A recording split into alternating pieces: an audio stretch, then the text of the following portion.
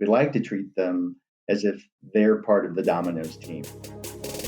My name is Merrill, CEO of Mark Research. I'm a 35-year veteran of the research and insights community and the host of our podcast, On the Mark. On the Mark is focusing on executives and thought leaders in the world sharing their insights, strategies, and personal experiences. I promise this podcast will be filled with tough, pointed questions with real, insightful, and emotional answers. Today's guest is Dave Guenthner, Director of Strategy and Insights for Dominos. Dave, welcome to the On the Mark podcast. Hey, great to be here, Merrill. Thanks for having me. Dave, thanks again for being on. So let's start for the listeners. Tell me a little bit about Dominos and your position there. Yes, so I've been at Domino's now for about 2.5 years. My principal role is to lead the custom research group, so working on anything that requires classical primary marketing research. My team is supporting our advertising team, so we engage in a lot of copy testing and whatnot. And in addition to that, working on brand innovation. What do we mean by brand innovation? Really talking about bringing new products to market and ensuring that the products that we are bringing to market are on the nose from a customer perspective. But generally speaking, anything that has a primary marketing research aspect through any part of our business actually runs through my team. Oh, that's great. That's exciting. And I've known you for a long time. I always wanted to ask you this. So I know you went to University of Texas in Austin, so it's obviously hook 'em horns. And then you went up to the AC Nielsen Center, so it's go Badgers. And now you're living in Big Blue territory. And I love going to Ann Arbor to a Michigan game. So Saturday afternoon, if they're all playing each other, I know it's only possible if two of them play each other. Which one are you rooting for? Well, between you and me, I'll root for Wisconsin when they play Michigan. And in fact, I do wear my Wisconsin sweatshirt around town. I am sure to make sure that people are aware that it's a Wisconsin shirt, because any shade of red here in Ann Arbor can draw from ire if it's Ohio State. So I try to I try to make sure that people know that it is Wisconsin. Yeah, I gotta believe there's certain things you can't wear on game day, right? So if you wear red, forget about Ohio State and forget about Wisconsin. If you wear green, they may rip it off you with obviously up the street at Michigan State, right? You gotta be careful. That is true. That is true. Actually, at Domino's, got a massive number of folks that you would imagine who are from Ann Arbor, but also from Michigan State too. In fact, Michigan State has a wonderful research program in its own right. Yeah, so I just try to keep my head down for the most part, to be honest. Well, thanks for saying Michigan State has a great program, because I'm chairing the board next year, so I appreciate you saying that on the podcast. Oh, we actually have team members who are graduates of that program. So, in fact, one started 3 days ago. Oh, who is that? Sydney Rosen. So she just started with us again, just this past Monday. Oh, that's great. No doubt Sydney will be a star, I'm sure, for sure. That's great. So, Dave, let me ask you, when I look at your career, right? I mean, you go to UTA in Austin, then you go to the Nielsen Center, which was amazing. Then you start with General Mills. Then you go down to Bradenton, Florida, at Tropicana, right? Then you come back home, you hang with Frito for a while, and then you decide, hey, let me go up north to the middle of nowhere, and you live in Bentonville, Arkansas for a while. You leave there, you go to a supplier, and now you're up in Michigan. I know all that was planned, right? Far from it. Far from it. The way you expressed it there really seems like I'm a job hopper. No, I don't mean it that way. I don't mean it that way, because let me before you even answer the question, let me level set for a second, because if you had told me growing up that I would live for 16 years in Dallas, Texas, and you would say that I would like it, I never would have thought that in a million years. I would have bet the farm against it. So I know that sometimes things happen for a reason, and you go where the job opportunities are. And I know I'm happy I did, and I'm sure you are as well. But there's been a lot of progression there, right? I mean, it's amazing when you look at the brands you've worked with, which, by the way, are some of the most amazing brands in the world. Yeah, and when you say some of the most amazing brands, what goes along with it is some of the most amazing people there. And so it's been really a delight to a delightful career, just a great opportunity to work with lots of great folks. And what's interesting about Domino's is that I am finding myself working with people at Domino's with whom I worked with previously. As you well know, Merrill, it's a small world, but actually our CEO at Domino's, or not our CEO, rather our CMO, our Chief Marketing Officer, actually was an IRI on site at Tropicana when I was there. Oh, wow. I never knew that. That's impressive. Wow. Yeah, so it's wonderful to work with him again. There are a number of PepsiCo alumni at Domino's. In fact, you can't walk down the hall without running into one of them. So there is a little bit of it feeling like home, even though I'm relatively new at Domino's.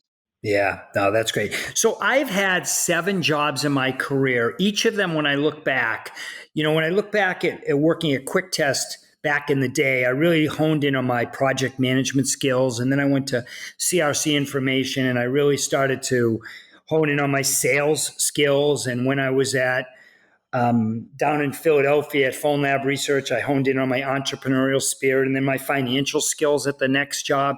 So when you look back on your career, like what was some of the learnings that you had at some of these jobs? Like at General Mills, what was the learning there? And then Tropicana and Frito?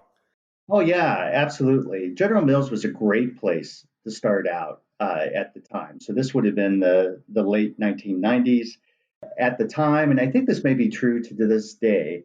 They had an internal marketing research supplier, right? So you went in there and you learned what it was to be on the supplier side. And you also learned how to work with General Mills client side. And so because they were your colleagues, you kind of learned not only how to be a supplier, but you also learned how to be a client too without actually being a client. And so that training that I had there, and in fact, actually had an individual that was my manager, and her title was that of trainer. Wow. Wow. General Mills really made the investment in training people who were just starting out on their career, and that was just a wonderful experience to have that. And then soon you move in and you start working on some great brands. I had a great opportunity to work in innovation and sort of broader segmentation studies while I was there. And that kept on going right as I had moved to the PepsiCo companies, as you had mentioned earlier, Tropicana and Frito-Lay. But then at Frito-Lay, I got a lot of exposure to copy testing and advertising and messaging. And so I kind of moved from more sort of broad-based segmentation and innovation work, and then morphed into copy testing and messaging. And then when I moved on to Walmart, being on the retail side is a really different matter. And so, you're learning to serve a different client set. So our client set at Walmart was for the most part people who were buying products to then sell to customers. And you're talking about category management and making sure the categories move people and not just a specific product. And then now that I find myself at Domino's, it's an entirely different industry as well, although it does have elements of retail. And so you're dealing with quick serve restaurants. It's a fun industry to be in, and then there's an amazing amount of data that we can work with. Just given the nature of the transaction, you get to learn a lot about your customers and blend that in with primary research too. Yeah. So, what's interesting? I think there's a lot of misconceptions about living in Bentonville, Mm-hmm. right? I mean, if somebody said, "Hey, Merrill, you're gonna go live in Bentonville, Arkansas," I think I would be scared that I would be just a smidge bored, maybe not a ton of culture, certainly no professional sports teams. I'm sure they have minor league teams, and I'm sure if I had to guess, I would spend a lot of time outdoors because I'm sure it has beautiful lakes and fishing and what is I got a feeling that my assessment is 100% wrong, and it's the same as a bunch of other people. How did you enjoy your time at Bentonville? Because you were there a long time, and just address those misconceptions. Sure, I'd be happy to do so. Well, to start off, I had very similar sort of notion before moving there.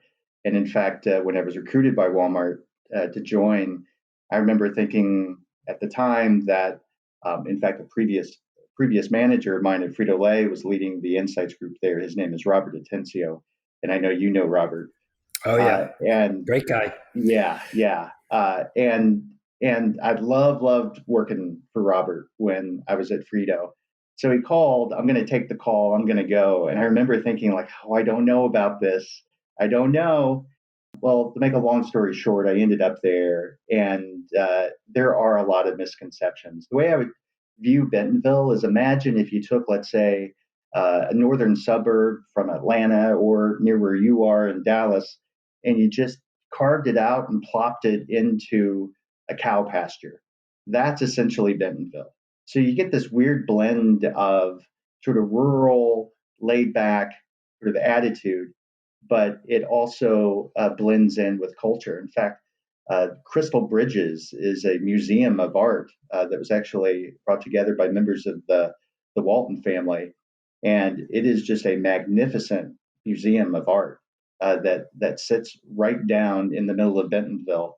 And you'll see works from the American masters. It's outstanding. It's surreal to actually sort of be there and think like, wow, you're in just really small town America, and then you have something that's really unrivaled. But there's all sorts of investment locally in making nice things. There's a massive bike trail that runs from Fayetteville, which is where the university is, about 20 miles south of Bentonville, and goes right up to the Missouri line north of Bentonville. It's an amazing place. I find myself pining to go back at times. So for any young researcher out there who might be working at a company in a big city where there's a lot of concrete, and someone says, "Hey, we're going to need someone to go down to Bentonville to help support the business there," I'd ask you to really consider it and jump at it, because it is a marvelous place to live. It's interesting when I think about the insights community. And when I was starting out, I always thought that there was three companies or a few suppliers that I thought were breeding grounds for researchers. Yankelovich, Clancy Showman, which became Yankelovich Partners back in the day. And for some reason, Walker Research out of Indianapolis. And then, Lieberman on the West Coast. And I actually did think of Mark too, but that's kind of self-serving because now that I'm there. But I did think of Mark. But when I think of client organizations that I think have the most prestigious name around them, are the most innovative, I do think of P&G. I will admit it. Frito makes that list ridiculously quickly, as does General Mills and Walmart. I mean, just solely based on their size. And I always thought that when I first came to Mark, one of the funniest thing was, and look, truth be told, we were a big partner of Frito Lay's. We did 7 figures over and over and over with you guys. And people on the Frito team said, Merrill, if you can handle Frito business, you can handle any business in the country, because you guys were the brightest of researchers, the most innovative, the smartest, and at times, and I don't mean any disrespect, challenging, because you wanted it done perfect. You wanted it done the right way every single day, every single project. Is that fair? Oh, I think that's really fair. And if I could just generalize here, I think people who are drawn to our profession are very much drawn to the notion of precision. And if I can share a little bit of my own psychology, there's an element of if you will, sort of scary music that's sort of playing in the background of our brains of, what if we miss something? What if I didn't take into account something that I should have? And so as a client, and again, speaking for myself here, and I think a lot, although I do think that a lot of clients feel this way, is that we push suppliers to ensure that they are not missing something because we don't want to miss something. And hey, if you have a long enough career, every now and then you're going to miss something. And those tend to create a scar, if you will. And you don't want to deal with that again. And I think places like Frito-Lay and like other places where I've worked at, we want to get it right, particularly in the consumer packaged goods arena, where you're basically dealing with a penny profit model, and you've got to be very, very precise.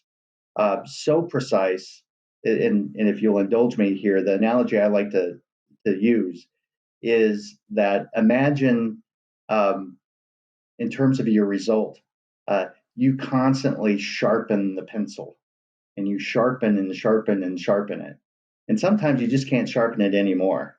But that's the compulsion to do so within the CPG world, especially. Yeah, I think there's some really good content and takeaways there. We're going to switch gears for half a second, okay?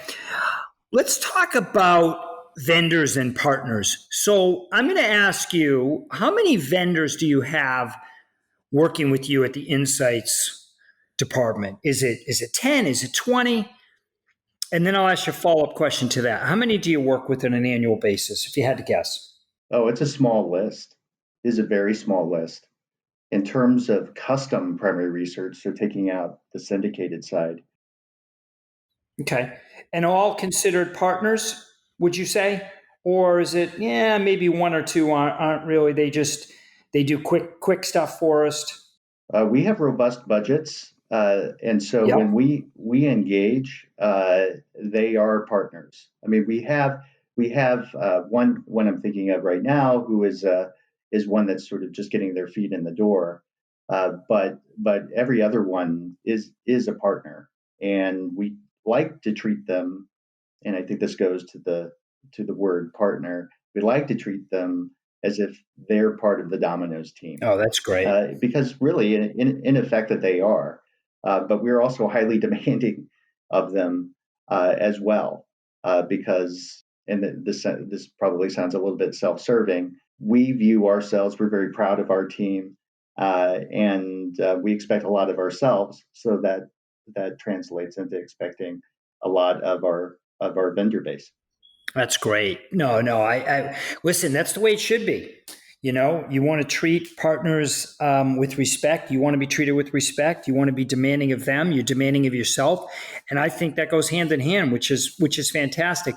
When over your career, Dave, when there was, it doesn't matter at what company, and I'm not going to ask you to mention the company, but when you are let down by suppliers, when suppliers miss the mark or partners on a particular project, they don't meet the objective of this study.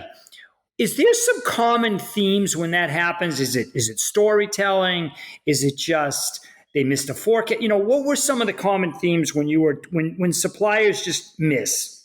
Well, I'll tell you one, and it has nothing to do with the supplier. It has to do everything to do with the client, and it can be a failure on the client for adequately framing out and scoping the domain that needs to be investigated, and when the client hasn't really fully articulated the decision that needs to be made, and the not the specific insight, but the type of insight that's needed. And so, that failure oftentimes rests with the client. I would also say it can be partly borne by the vendor not really pushing back, not really trying to suss out the answers to those questions that I just raised, right? So a vendor needs to ask, what are you going to do with this research, right? What decision are you trying to make, right? What do you think are some of the hypotheses as to how this research will come out? What type of thing would surprise you? That's a common element. So when you don't hit your target in terms of research, the first place to look is in the mirror. That said, it's not. I've been around for 24 years, so occasionally there've just been some really, every now and then you sort of have a screw up, and the supplier can screw things up, no doubt, not just the client. But thankfully those have been few and far between. And even projects, frankly, that you have screwed up, you learn something from them. So you just got to turn the page and kind of move on. You get at least in my experience, you get a lot of at bats, So you're going to strike out every once in a while, and you just kind of move forward. Yeah. Do you think you're a better researcher because you spent some time on the vendor side? Yeah, I do. And I'll tell you in part why. Um, uh, my team members would tell you this, but I'm a bit of a sample snob, right? So what do I mean by that?